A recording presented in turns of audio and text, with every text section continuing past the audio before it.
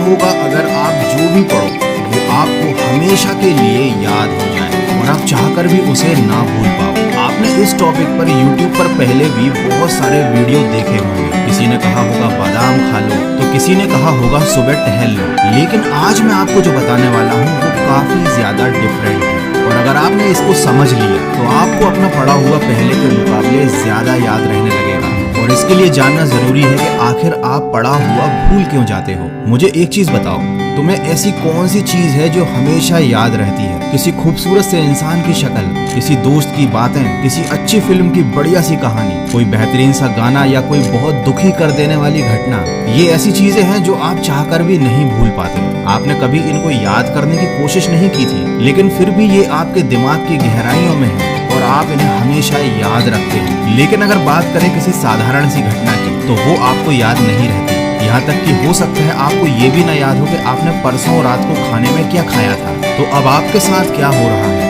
जो चीज आप याद नहीं भी रखना चाहते, दिमाग उसको याद रखता है क्योंकि उसको वो चीजें पसंद है। और जो आप दिमाग को याद रखवाना चाहते हो वो वह भूल जाता है। अब जानते हैं कि जो चीजें आपको याद रहती हैं उनमें कॉमन क्या है? उनमें कॉमन है एक भावना, एक इमोशन। गाना आपको मजा देता है, घटनाएं रोचक होती हैं, किसी खूबसूरत लड़की या लड़के की शक्ल आपको अच्छी लगती है, कोई बुरी घटना आपको दिल से दुखी कर देती है। ये सारी चीजें जो आपको याद है ये आपकी खुशी या गम की भावनाओं से जुड़ी हुई है।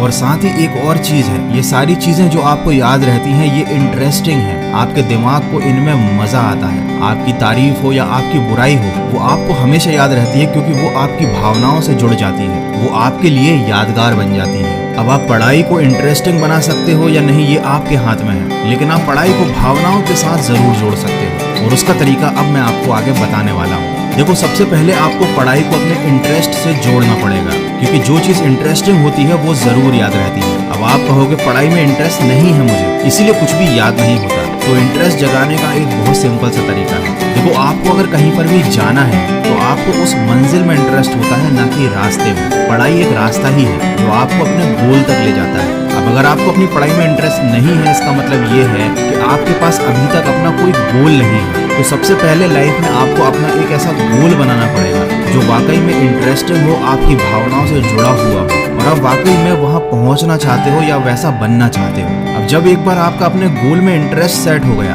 तब उस गोल को अचीव करना ही आपकी लाइफ का एकमात्र मकसद होगा। और उस गोल को अचीव करने के लिए किया जाने वाला हर काम आपको जरूरी लगेगा। और अगर कोई चीज जरूरी लगती है तो ये भी हमारी भावनाओं से जुड़ जाती है। तो इस तरह से आप अपना एक गोल बनाकर उसे अपनी पढ़ाई के साथ जोड़कर पढ़ाई में इंटरेस्ट क्रिएट कर सकते हो। लेकिन अगर ये चीज भी आपके लिए काम नहीं करती है तो आपके पास एक और सोल्यूशन है, विजुअल्स। देखो, हर घटना जो आप देखते हो, जो आपको अच्छी लगती है, वो आपको हमेशा याद रहती है। तो आपको अपनी पढ़ाई को विजुअल के थ्रू पढ़ना शुरू करना चाहिए। कोई कॉन्सेप्ट अगर आपको समझ में नहीं आ रहा है तो आप कुछ ऐसे वीडियोस देखिए YouTube पर जहां पर उस कॉन्सेप्ट को विजुअल्स के थ्रू या डायग्राम के थ्रू समझाया गया हो। कभी कभी केवल अक्षर काफी नहीं होते किसी चीज को हमारे दिमाग तक अंदर ले जाने के लिए, लेकिन कोई चित्र या फिर कोई विजुअल ये काम बड़े आराम से कर सकता है। या आप चाहो तो अपनी पढ़ाई में खुद विजुअल्स को इमेजिन कर सकते हो। जैसे कि न्यूटन के सिर पर अगर एप्पल गिरा था, ये लाइन सुनते ही सबसे पहले आपका दिमाग यही इमेजिन करेगा कि न्यूटन पेड़ के नीचे बैठा हुआ था,